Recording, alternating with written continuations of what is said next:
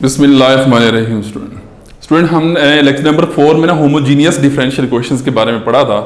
सबसे पहली तो बात है, मैं आपको बार बार हर वीडियो के अंदर ये चीज़ बता रहा हूँ कि हम लोगों ने यहाँ पे first order differential equation solve करनी है। First order differential equation basically वो डिफरेंशियल इक्वेशन होती है जिसमें हाईएस्ट डेरिवेटिव क्या होता है, फर्स्ट होता है या 1 होता है। अब इस फर्स्ट ऑर्डर डिफरेंशियल इक्वेशन को सॉल्व करने के लिए मैंने आपको डिफरेंट किस्म की टेक्निक्स बताई हैं कि हम इनको सेपरेबल इक्वेशंस की हेल्प से सॉल्व कर सकते हैं, होमोजीनियस की हेल्प से कर सकते हैं, नॉन होमोजीनियस हमारे पास डिफरेंशियल इक्वेशन होंगी, इसके अलावा एग्जैक्ट होंगी, हमारे पास इनएग्जैक्ट होंगी, बर्नौलीज इक्वेशन, ये मुख्तलिफ किस्म की टाइप्स हैं यहाँ पे डिफरेंशियल इक्वेशंस की। और हर डिफरेंशियल इक्वेशन जिस टाइप के मुताबिक है उसके मुताबिक उसका हम सोल्यूशन भी निकालें। तो इससे पहले हम लोगों ने सेपरेबल किया था, सेपरेबल के बाद अब हम लोगों ने क्या किया, होमोजीनियस स्टार्ट की है। ये होमोजीनियस डिफरेंशियल इक्वेशन का एक और क्वेश्चन मैं आपको करवा रहा हूँ यहाँ पे, इसको प्लीज देखिएगा। यहाँ पे ये सबसे पहले हमारे पास ये डिफरेंशियल इक्वेशन लिखी हुई है। मैंने आपको कहा था कि हम इस डिफरेंशियल इक्वेशन को इस फॉर्म में भी लिख सकते हैं। ये डी वाई के साथ ये जो फंक्शन आ रहा है ये एक्स और वाई पे डिपेंड कर रहा है, डी एक्स के साथ भी ये जो फंक्शन आ रहा है ये एक्स और वाई पे डिपेंड कर रहा है। मैंने थोड़ा सा इसको रेंज किया। कैसे रेंज किया जी, ये डी वाई वाली टर्म इधर ही रहने दी है, ये माइनस हो रही है, दूसरी साइड में क्या हो जाएगी, प्लस हो जाएगी। और फिर इस तरह ये d y by d y है, ये डी एक्स इधर मल्टीप्लाई हो रहा है, ये इधर आके डिवाइड हो जाएगा, और ये जो टर्म है इधर मल्टीप्लाई हो रही है दूसरी पे जो साइड पे आके क्या हो जाएगी, डिवाइड हो जाएगी। तो आपको पता है डिफरेंशियल इक्वेशन को हम इस फॉर्म में भी लिख सकते हैं और डिफरेंशियल इक्वेशन को हम इस फॉर्म में भी लिख सकते हैं। तो मैंने उस दिन आपको कहा था कि हमें कैसे पता चलेगा कि होमोजीनियस डिफरेंशियल इक्वेशन है। तो इसमें मैंने आपको सिंपल वर्ड में कहा था कि हमारे पास जब इस फॉर्म में ये फंक्शन लिखा होगा, ये डिफरेंशियल इक्वेशन लिखी होगी, तो इसके हमने न्यूमरेटर को भी देखना है और इसके हमने डिनोमिनेटर को भी देखना है। न्यूमरेटर में हम लोगों ने क्या करना देखना था कि न्यूमरेटर में जो फंक्शन है वो भी होमोजीनियस होना चाहिए और जो डिनोमिनेटर में फंक्शन है वो भी हमारे पास क्या होना चाहिए, होमोजीनियस होना चाहिए। अब इसमें प्लीज देखिएगा, न्यूमरेटर के लिहाज से देखें, इसमें x की पावर कितनी आ रही है, 4 आ रही है, यहाँ पे भी y की पावर 4 आ रही है। इसके अंदर दो ही टर्म्स हैं, दोनों टर्म्स की पावर क्या है, सेम है। इसका मतलब ये हमारे पास कौन सा फंक्शन है, होमोजीनियस। अब डिनोमिनेटर की तरफ आ जाए। डिनोमिनेटर में आपको यहाँ पे 2 कांस्टेंट नजर आ रहा है, इसको नहीं देखना, हमने वेरिएबल्स को देखना है। यहाँ भी x की पावर 3 है, ये y की पावर 1 है। जब ये वेरिएबल्स बेशक डिफरेंट भी हो ना, तो आपस में ये दोनों क्या हो रहे हैं, मल्टीप्लाई हो रहे हो, तो इनकी पावर्स को ऐड किया जाता है। जिस तरह आपको पता है ना, ये एक्स क्यूब को अगर हम एक्स से मल्टीप्लाई करते हैं तो ये बेसिस सेम होती है, तो हम इन पावर्स को क्या कर सकते हैं, ऐड कर सकते हैं। यहां पे भी सीन यही है, एक्स की पावर 3 है, यहां वाई की पावर 1 है। ये आपस में मिक्स तो नहीं होंगे, लेकिन ओवरऑल इनकी जो पावर बनेगी, ओवरऑल इनकी जो डिग्री बनेगी, वो बेसिकली इन दोनों की पावर्स का सम होगा। इसकी पावर कितनी है, 3, इसकी पावर कितनी है, 1। 3 और 1 को ऐड करो कितना बनता है, 4 बनता है। इसमें लकीली है ही एक टर्म, इसका मतलब है इसमें हमें पता ही चल जाएगा ये हमारे पास कौन सी इक्वेशन है, होमोजीनियस इक्वेशन है। अगर होती ना 2 टर्म्स होती या 3 टर्म्स होती तो फिर हमारे लिए इशू बन सकता था कि वो हम होमोजीनियस या नॉन होमोजीनियस फंक्शन की बात करते। इसमें है ही एक हमारे पास टर्म दी, तो लकीली है ही होमोजीनियस। वैसे भी अगर आप इसके अंदर x की जगह tx, y की जगह ty लगा के चेक कर लें, जिस तरह होमोजीनियस चेक करने का तरीका भी मैंने आपको बताया था, उससे भी आपको पता चल जाएगा ये होमोजीनियस डिफरेंशियल इक्वेशन। एनी हो, ये हमारे पास होमोजीनियस डिफरेंशियल इक्वेशन है। होमोजीनियस डिफरेंशियल इक्वेशन को हम लोगों ने अब सॉल्व करना है। तो सबसे पहले मैंने कहा था इसके अंदर हमने एक स्पेसिफिक सब्स्टिट्यूशन करनी है। वो सब्स्टिट्यूशन जब हम लोग करेंगे, ये y = vx, उसके बाद हम ये सब्स्टिट्यूशन करने के बाद ही हमारे पास सेपरेबल डिफरेंशियल इक्वेशन मिल जाएगी। तो हमने यहाँ पे सब्स्टिट्यूशन क्या करनी है, y = vx। अब यहाँ कुछ भी लगा सकते हैं, b लगा दें, k लगा दें, z लगा लें, जो आपका दिल करे, लेकिन आप मैं मोस्टली इसको y = vx ही लगाता हूँ, इसके मुताबिक देखिएगा। अब आपने क्या करना है, इक्वेशन नंबर 1 के अंदर जहां जहां y है वहां पे आपने क्या लिखना है, vx। इस y की जगह भी आप लोगों ने क्या लिखना है, vx। अब इसका मसला आ रहा है dy/dx, तो हम क्या करेंगे, ये जो y = vx लिखा हुआ है इसको हम डिफरेंशिएट करेंगे, किसके लिहाज से, x के लिहाज से। अब मैं x के लिहाज से क्यों डिफरेंशिएट कर रहा हूं, आपको पता है ये इक्वेशन नंबर 1 के अंदर ये जो डेरिवेटिव मिला हुआ है, ये y का derivative with respect to x, इसका मतलब यहां पे भी मुझे x के लिहाज से इसको डिफरेंशिएट करना पड़ेगा। तो अगर मैं इसको x के लिहाज से डिफरेंशिएट करूं, differentiating with respect to x, तो सबसे पहले इसका डेरिवेटिव क्या बनेगा, dy/dx। यू नो ये v और x आपस में क्या हो रहे हैं, मल्टीप्लाई हो रहे हैं। तो इसके ऊपर कौन सा रूल लगेगा, प्रोडक्ट रूल। प्रोडक्ट रूल के मुताबिक फर्स्ट फंक्शन, और ये कौन सा फंक्शन है, सेकंड फंक्शन। फर्स्ट फंक्शन क्या करते हैं, एज इट इज लेते हैं, और सेकंड का हम लोग क्या करते हैं, डेरिवेटिव लेते हैं। सेकंड का डेरिवेटिव जब आप बच्चों लेंगे तो x का x के लिहाज से डेरिवेटिव क्या होता है, 1। तो इसका मतलब उस 1 को लिखने की जरूरत नहीं है, इसलिए मैंने यहाँ शो नहीं करवाया। अब सिंपल इसको इस तरह भी लिख दें, प्लस यानी first function as it is, second का derivative plus second function as it is, और फर्स्ट का डेरिवेटिव। v का डेरिवेटिव क्या होता है, dv/dx। x का x के लिहाज से डेरिवेटिव 1 होता है।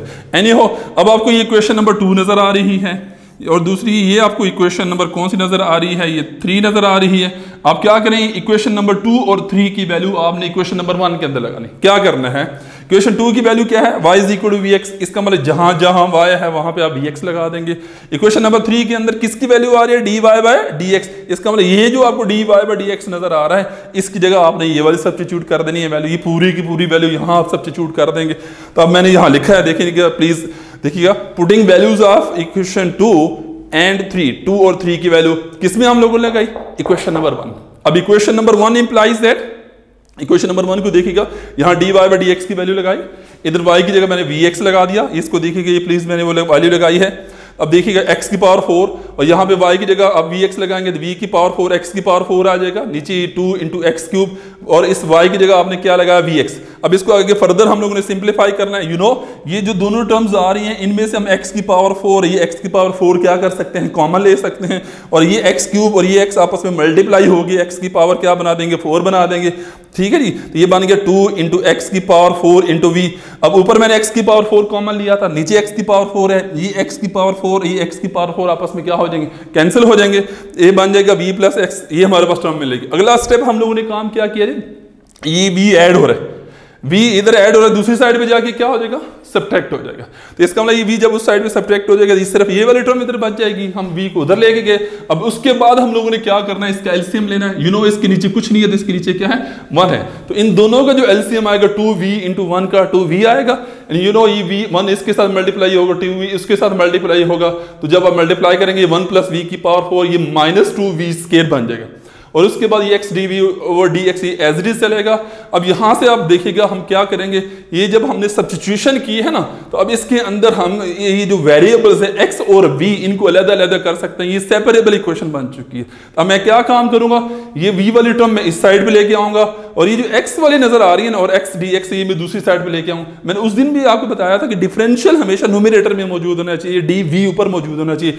ये dv ऊपर था ना तो मुझे इन टर्म्स को उधर लेके जाना है, ये dx नीचे तो मुझे इसे ऊपर लेके जाना है, इसलिए ये 2v ऊपर आया, ये सारी टर्म इसके नीचे आ जाएगी, dx ओवर x इधर आ जाएगा। एनीहो अब यहाँ पे आप देखेंगे सारी की सारी लेफ्ट साइड में जो टर्म्स आ रही हैं ये सारी v पे डिपेंड कर रही हैं और ये किस पे डिपेंड कर रहा है, x पे डिपेंड कर रहा है। इट मीन यहाँ पे हमने सेपरेशन कर लिया है, v वाली टर्म्स एक साइड पे कर ली हैं और x वाली टर्म्स हमने एक साइड पे कर दी हैं। एंड जब ये टर्म्स सेपरेट हो जाती हैं, ये सेपरेबल इक्वेशन बन जाती है, तो उसके बाद हम डायरेक्टली उसको क्या करते हैं, इंटीग्रेट करते हैं। तो मैंने लिखा जी यहाँ पे integrating on both side, left side को भी इंटीग्रेट करेंगे, राइट साइड को भी इंटीग्रेट करेंगे।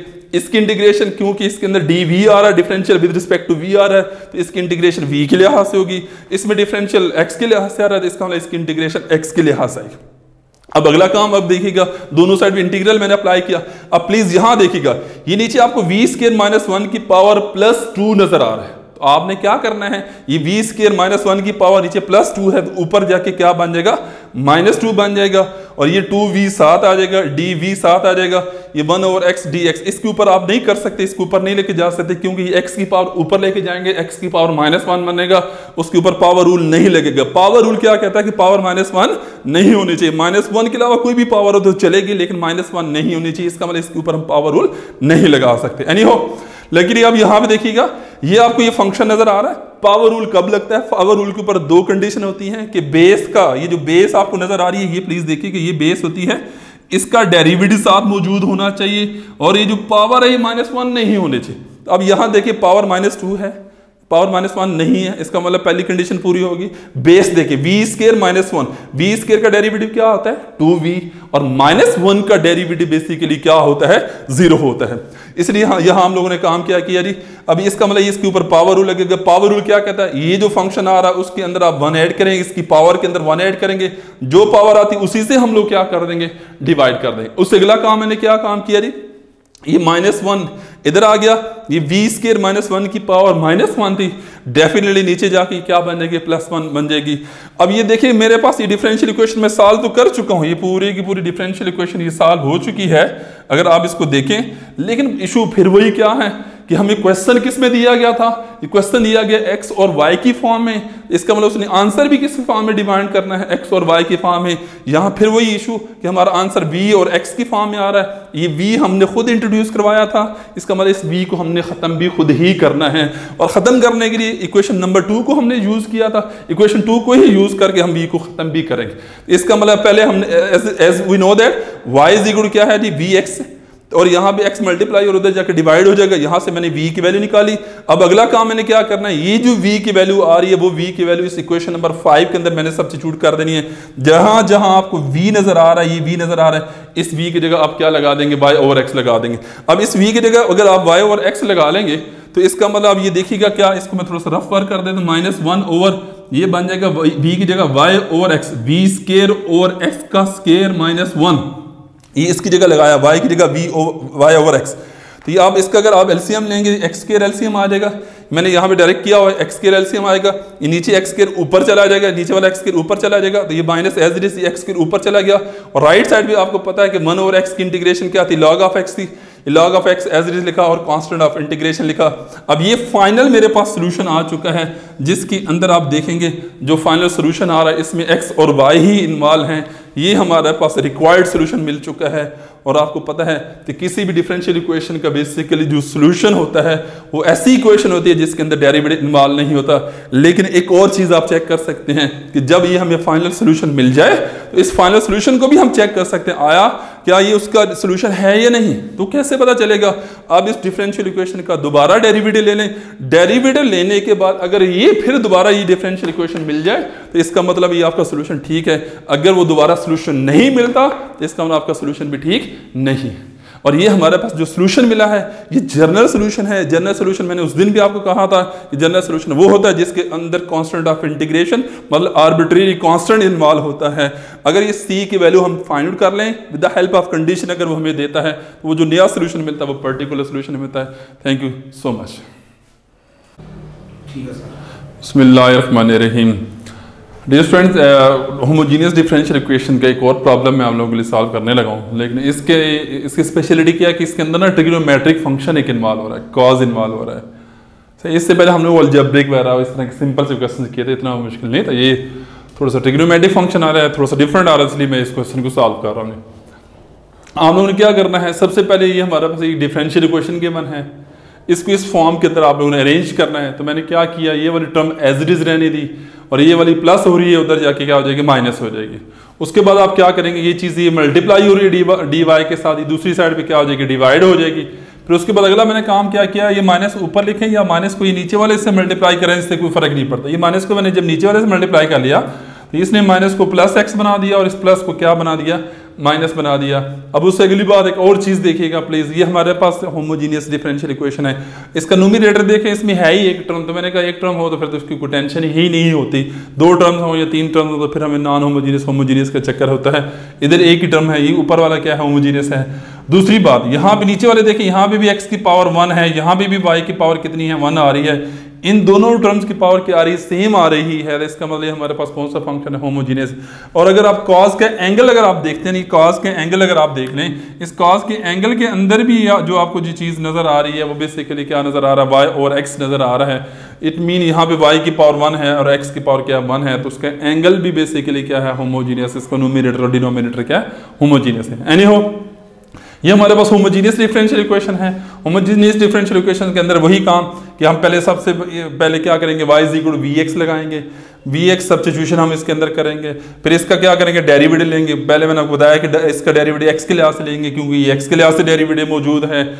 अच्छा, इसको हमने dy बाई dx लिखा, फिर वही प्रोडक्ट लगाया, first function as it is, second का डेरिवेटिव x का डेरिवेटिव आया, फिर सेकंड एज इट इज और फर्स्ट का यहाँ पे डेरिवेटिव आ गया। उससे अगला काम हम लोगों ने क्या करना है, ये इक्वेशन नंबर 2 और ये इक्वेशन नंबर 3 है। इस इक्वेशन नंबर 2 और 3 की इक्वेशन नंबर 1 के अंदर वैल्यू सब्स्टिट्यूट कर देनी है। यानी जहां जहां y है वहां पे आपने क्या लगा देना है, इस y की जगह vx लगा देना है, और जहां जहां ये dy बाई dx है, dy बाई dx है, उसकी जगह v plus x dv over dx लगा देना है। यानी इक्वेशन नंबर 2 और 3 की वैल्यू 1 में लगा दी। वही हमने किया जी, इक्वेशन नंबर 2 और 3 की वैल्यू 1 में लगाई। इसके अंदर मैंने लिखा v plus x d v over d x is equal to v x over ये y की वैल्यू सब्स्टिट्यूट की। अब इसमें से अगली बात देखिएगा, इन दोनों में से x क्या आ रहा है, ये कॉमन आ रहा है, x इनमें से क्या आ रहा है, कॉमन आ रहा है। x जब आप क्या करेंगे, कॉमन लेंगे, तो इसका मतलब ये बन जाएगा हमारे पास x बाहर आएगा और अंदर ये वाली टर्म बच जाएगी। दूसरा ये प्लस v हो रहा है, दूसरी साइड पे ये क्या हो जाएगा, माइनस v हो जाएगा। v के नीचे मैंने क्या लिख दिया, 1 लिख दिया, और उसके बाद ये x और x आपस में क्या हो जाएंगे, कैंसिल हो जाएंगे। उससे अगली बात ये v रह जाएगा, ये वाली टर्म एज इट रह जाएगी, और इसके बाद ये लेफ्ट वाली तो एज इट चलेगी। इसका हम लोगों ने क्या किया, एलसीएम लिया, इसका एलसीएम ये वाली चीज़ आ जाती है, ये 1 उसके साथ जाएगा, ये टर्म उसके साथ जाएगी, तो ये टर्म जब उसके साथ मल्टीप्लाई होगी माइनस v बन जाएगा, ये माइनस और माइनस क्या बनेगा, plus v square into cos of 1/v।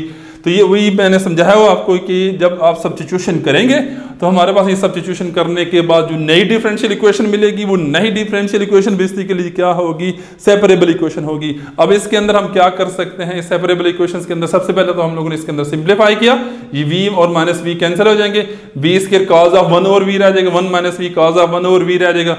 अब मैंने क्या करना है, ये v वाली टर्म्स एक साइड पे लेके आनी है और x वाली टर्म दूसरी साइड पे लेके जानी है। ये सारी v वाली टर्म मैं इस साइड पे लेके आया और ये जो x और dx है ये मैं उस साइड पे ले गया। ले जाने के बाद फिर उसके बाद हम लोगों ने क्या किया, जब ये v वाली टर्म्स अलहदा हो चुकी हैं, x वाली टर्म्स क्या हो चुकी हैं, अलहदा हो चुकी हैं, तो हम लोगों ने इनको क्या करना है, इंटीग्रेट करना है। तो दोनों साइड को मैंने क्या किया जी, इंटीग्रेट किया।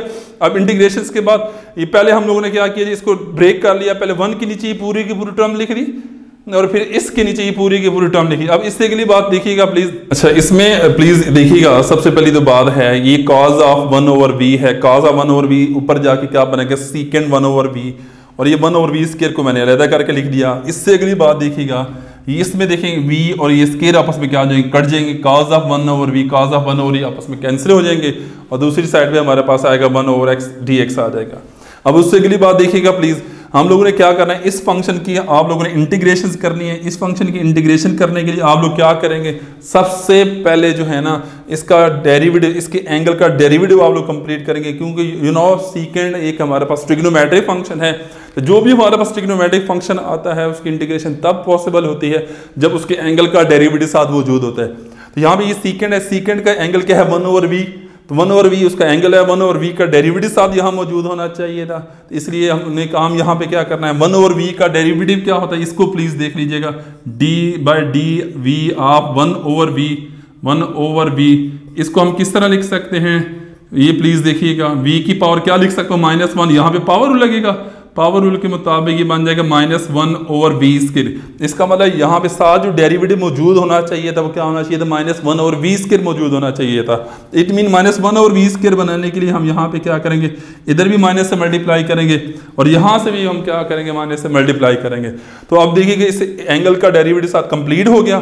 फिर उसके बाद यहाँ पे सीकेंड का फार्मूला लग जाएगा, सीकेंड एक ट्रिग्नोमेट्रिक फंक्शन है और उसका फार्मूला क्या होता है, log ऑफ सीकेंड प्लस 10, ठीक है। फिर उसके बाद आप लोगों ने क्या काम करना था, ये इसकी जो इंटीग्रेशन करनी थी, इसकी 1/v आनी थी, 1/e log ऑफ v आ जाना था, और 1/x की इंटीग्रेशन क्या आनी थी, log ऑफ x, और इधर हम लोगों ने क्या करना था, यहाँ पे कांस्टेंट ऑफ इंटीग्रेशन लगाना था। अब कांस्टेंट ऑफ इंटीग्रेशन हम लोगों ने, मैंने उस दिन आपको बताया था कि हमने अकॉर्डिंग टू कंडीशन लगाना है। अगर इस सिंपल सी भी आप यहाँ पे सब्स्टिट्यूट कर सकते हैं, लेकिन इसमें देखिए जो फर्स्ट टर्म आ रही है या जो सेकंड टर्म आ रही है और यहाँ हमारे पास जो थर्ड टर्म आ रही है, इन सारों के अंदर लॉग आ रहा है, इसलिए हमने कांस्टेंट ऑफ इंटीग्रेशन के अंदर भी हमने लॉग ऑफ सी लगाया, ठीक है। दूसरा काम हम लोगों ने क्या किया जी, मैंने साथ ही माइनस भी कॉमन ले लिया था, इसमें से और इसमें से मैंने माइनस कॉमन लिया, तो इसकी इंटीग्रेशन बनी log of सीकेंड 1/v plus 10 of 1/v, और इसकी इंटीग्रेशन log ऑफ v बनी, और इसकी इंटीग्रेशन log ऑफ x, और ये log ऑफ c। उससे अगली बात देखिएगा, ये हमारे पास फर्स्ट टर्म आ रही है log वाली, और ये हमारे पास log की सेकंड टर्म आ रही है। log क्या करेगा, इन दोनों को आपस में मल्टीप्लाई करेगा, इन दोनों टर्म्स को आपस में मल्टीप्लाई कर देगा, यानी ये वाली टर्म पूरी की पूरी और ये वाली टर्म आपस में क्या हो जाएंगी, मल्टीप्लाई हो जाएंगी। वो देखिएगा वहां पे मैंने मल्टीप्लाई कर दिया। दूसरी बात, यहाँ आपको पता है जो log है, ये log क्या करेगा, यहाँ पे ये पावर 7 आ रही है -1, एक ही स्टेप के अंदर, सॉरी मैंने ये कर दिया। आप बेशक ये अगले स्टेप यहाँ पे लेके जाएं, ये -1 इधर आएगा, -1 यहाँ पे आएगा, तो -1 यहाँ आने के बाद माइनस इसको log जो है ऊपर लेके चला जाएगा, पावर में ले जाएगा, यहाँ से इस पावर को इधर लेके जाएगा, तो क्या बनेगा -1। मतलब आप एक स्टेप बेशक बढ़ा लें, उसके बाद आप इस स्टेप के अंदर आप -1 को ऊपर लेके जाएंगे। तो मैंने एक स्टेप के अंदर कर दिया था। दूसरी बात देखिएगा, यहाँ पे log जो है ना, log क्या कर रहा है, इसको ये पावर में लेके आ रहा है, जब ये पावर में लेके आ रहा है तो इस ये जो नेगेटिव पावर है इसको ये क्या बना देगा, ये पॉजिटिव बना देगा, सही है। ये नेगेटिव पावर नीचे जाके कैंसिल हो जाएगी। और दूसरी बात यहाँ पे देखिएगा, ये लॉग और लॉग मैंने क्या कर दिया, कैंसिल कर दिया। यानी पहला काम क्या किया जी, लॉग और लॉग दोनों आपस में क्या कर दिए हम लोगों ने, कैंसिल कर दिए। कैंसिल करने के बाद ये जो नेगेटिव पावर है नीचे क्या बना देगी, इसको पॉजिटिव बना देगी और ये x c as it is रहेगा। और फिर उसके बाद ये हमारे पास इसका सोल्यूशन तो आ चुका है, लेकिन हमें फिर प्रॉब्लम वही है कि हमारे पास जो क्वेश्चन था वो किसकी फॉर्म में था, एक्स और वाई की फॉर्म में था, लेकिन जो हमारा आंसर आ रहा है वो किसकी फॉर्म में आ रहा है, एक्स और वी की फॉर्म में आ रहा है। तो दोबारा हमने इस वी को क्या करना है, ख़त्म करना है। इस वी को ख़त्म करने के लिए यहाँ पे हम क्या करेंगे, y is equal to v x दोबारा लगाएंगे, इधर v की वैल्यू निकालेंगे, ये v की वैल्यू यहाँ सब्स्टिट्यूट करेंगे, इधर v की वैल्यू सब्स्टिट्यूट करेंगे, यहाँ पे v की वैल्यू सब्स्टिट्यूट करेंगे। ये देखिए इस v की जगह मैंने क्या लगाया, 1/x, ये सीकेंड 1/v को उल्टाएंगे तो ये x/v बन जाएगा ना। इसी को उल्टा लें, बेशक अगर मैं इसको लिखना चाहूँ मैं कैसे लिख सकता हूँ, x/y is equal to 1/v लिख सकता हूँ। तो मैंने डायरेक्ट काम किया, 1/v की जगह मैंने x/y लिख दिया, इस 1/v की जगह भी मैंने x/y लिख दिया। यहाँ पे ये हमारे पास xc आ रहा था। उसके बाद अगला हम लोगों ने काम क्या किया जी बच्चों, इसको थोड़ा सा ध्यान से देखिएगा। ये x ऊपर चला जाएगा, ये y नीचे आएगा। अब उसके बाद ये x और x आपस में क्या हो जाएंगे, कैंसिल हो जाएंगे। ये हमारे पास ये y आ जाएगा, y इंटू क्या बनेगा, secant x of y plus tan of 1/y is equal to c। अब आप इसको उल्टाएंगे, इसके नीचे कुछ भी नहीं है तो इसके नीचे हम 1 लिख सकते हैं। तो इसको उल्टाएंगे, ये नीचे वाली टर्म ऊपर वाली नीचे आ जाएगी, ये सारी टर्म ऊपर चलेगी 1/c। और 1/c को अगर आप और लिखना चाहें इसको चेंज करके तो इसको आप c डैश लिख सकते हैं। तो ये आपके पास जनरल सोल्यूशन आ चुका है। Thank you so much.